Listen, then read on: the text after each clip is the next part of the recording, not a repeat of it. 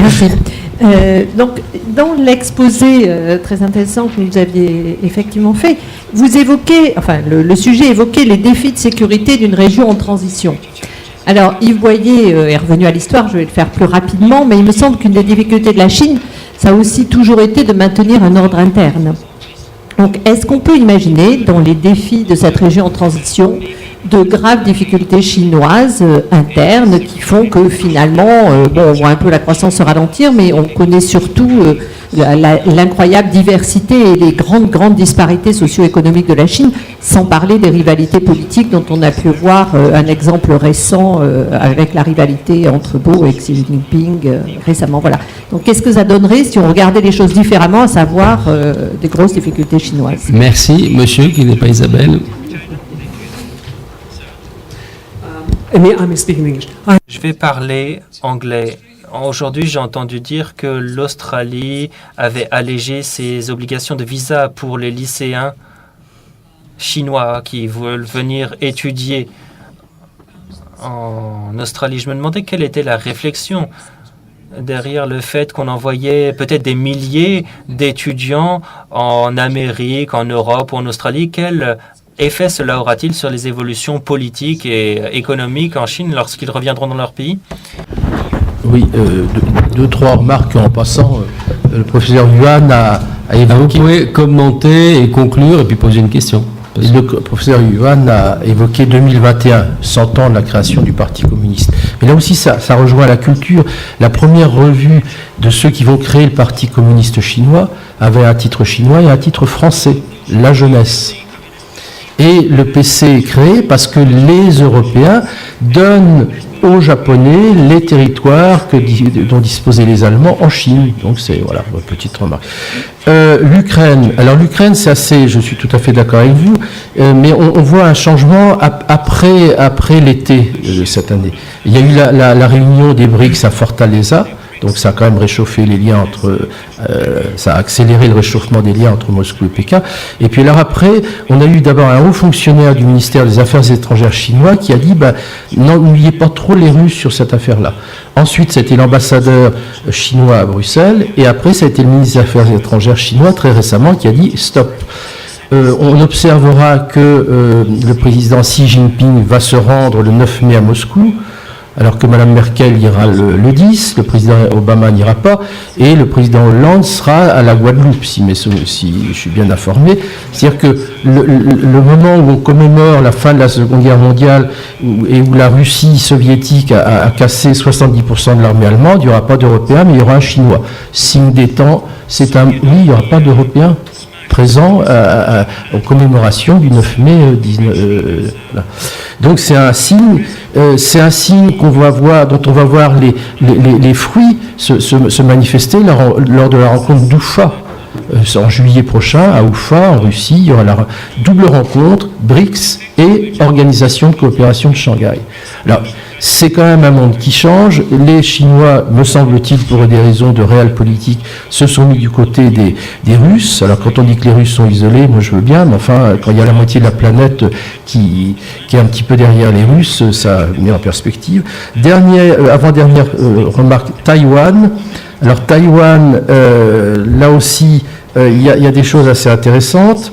Il y a l'idée, quand les Chinois ont créé cette zone d'identification aérienne récemment, ils ont pris soin de mettre en dehors de leur zone des petits îlots appartenant à Taïwan. Et on a vu que sur cette affaire de zone d'identification aérienne, Taïwan et Pékin, c'était la même chose. On a des projets extraordinaires en Chine, c'est de créer un tunnel reliant mainland à Taïwan.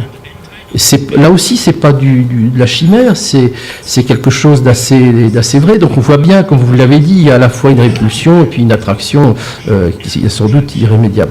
Dernière remarque sur la dédollarisation, elle est en cours. Elle est en cours pour des raisons qui tiennent à la conjonction d'intérêts multiples, ceux des Russes évidemment, ceux des Chinois, ceux des Indiens et ceux des Brésiliens qui pâtissent à des titres divers des manipulations des taux financiers, des marchés financiers, où le dollar est roi, sans parler de ce qui nous est arrivé quand vous faites des commerces avec des pays qui sont sous embargo et que vous passez par New York, vous êtes taxé, la BNP l'a été à hauteur de 6 000 milliards d'euros. Donc tout ça fait que tous ces pays-là, c'est le monde multipolaire, ils veulent créer une monnaie, non pas alternative au dollar, mais qui s'ajoutera comme monnaie de réserve au dollar actuel. Donc tout ça, c'est un monde qui change, mais je le redis, voyons ce monde qui change de France, d'Europe, pour voir notamment comment modifier notre logiciel par rapport à la Chine. La Chine, c'est pas seulement la répression de Tiananmen, c'est aussi un pays qui devient le très grand pays sur la scène internationale. Jean-Pierre. Effectivement, je pense que ici, Boyer pourrait nous entraîner dans un débat effectivement beaucoup plus large sur tout simplement sur l'équilibre mondial à l'heure actuelle et les questions des équilibres d'influence, effectivement. Je pense qu'il ne faut plus regarder, je suis tout à fait d'accord, le monde occidental comme étant le lieu autour duquel tourne la planète, et il faut effectivement regarder un peu autrement. Mais je poserai juste une question qui n'a absolument pas été abordée, et c'est d'ailleurs normal parce qu'elle n'est pas véritablement dans le champ diplomatique. Jusqu'à quel point la question environnementale en Chine peut pas être un facteur de bouleversement déjà au niveau interne, parce que je pense qu'à un moment la question est peut-être même plus grave pour les Chinois que la question de la démocratie ou que la question de la situation internationale. Et est-ce que ça peut jouer d'être aussi un facteur sur le plan diplomatique qui pourrait d'ailleurs être positif? Alors, je vous laisse la parole. You have the floor, sir, both to respond and to conclude. Merci beaucoup, très rapidement. Vous avez tout à fait raison. Les dirigeants chinois sont confrontés à énormément de défis internes. Dans ma présentation d'origine, j'avais aussi des diapos sur les conflits interethniques, la dégradation environnementale, les disparités économiques, les problèmes démographiques, la corruption, etc. Mais bon, pour des questions de temps, je les ai éliminés. Mais merci beaucoup de nous avoir rappelé à tous la prépondérance de ces questions. Quels sont ces défis intérieurs? Les analystes internationaux se demandent si peut-être que si les dirigeants chinois s'attaquent à ces problèmes internes, ils n'auront pas le temps de se développer agressivement. D'autres pensent que cette affirmation internationale est plutôt une façon de détourner le regard de ces problèmes, et donc cela rendra la Chine encore plus offensive. On peut voir les choses de ces deux façons, mais les dirigeants essayent de régler ces problèmes. Xi Jinping s'est attaqué à la corruption. Certains ont dit « génial, il faut le faire », et d'autres vont dire que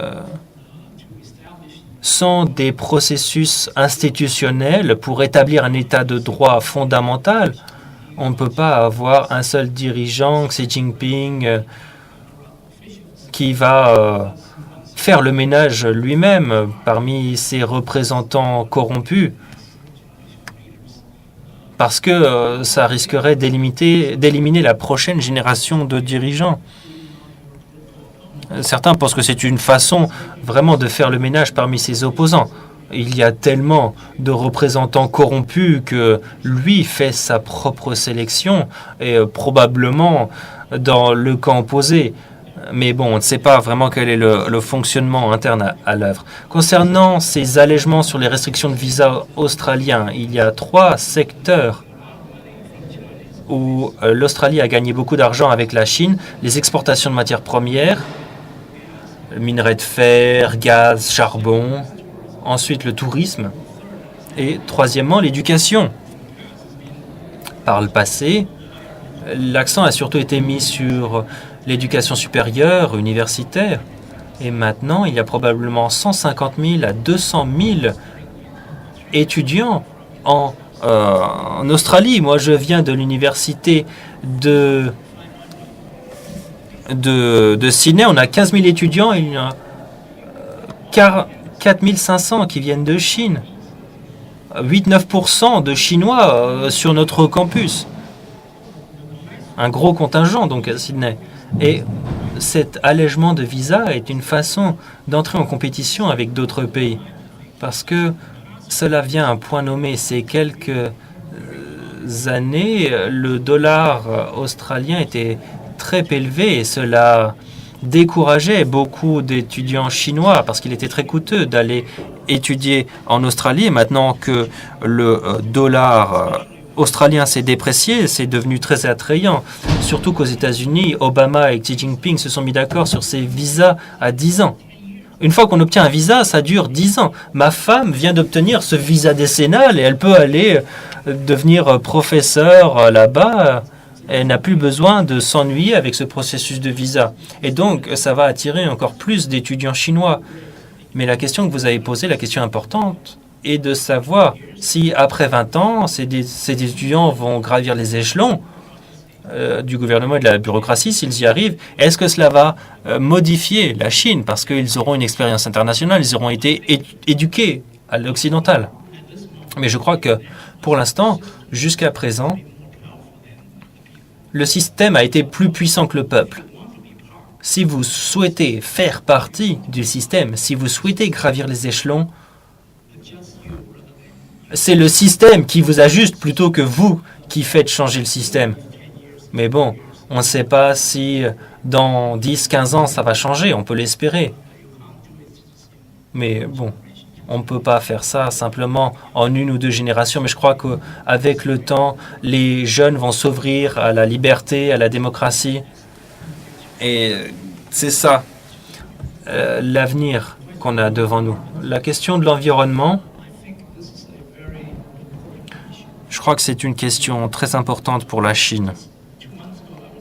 Il y a seulement 2 mois, j'étais à Shanghai pendant 11 jours. Il y a eu seulement un jour où il y avait du soleil, très peu de ciel bleu, mais sinon le ciel était très couvert tout le temps, donc énormément de problèmes écologiques. Et il y a un documentaire très populaire qui s'appelle Under the Dome, qui a été préparé par une journaliste chinoise. C'est un documentaire qui a été montré pendant un certain temps à la télévision chinoise, et puis d'un coup, le gouvernement l'a complètement censuré, et il n'est plus disponible que sur Internet. Si vous regardez ce documentaire, vous verrez que, bien sûr, les gens veulent vivre une vie saine avec un air propre.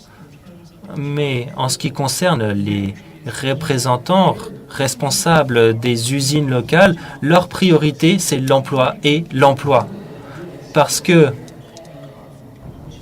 leur réussite économique, c'est leur carte de visite qui leur permettra d'être promus dans le parti. Et donc, l'environnement, s'il se met sur leur chemin, c'est le cadet de leurs soucis. Et donc, c'est un problème, c'est une véritable gageure.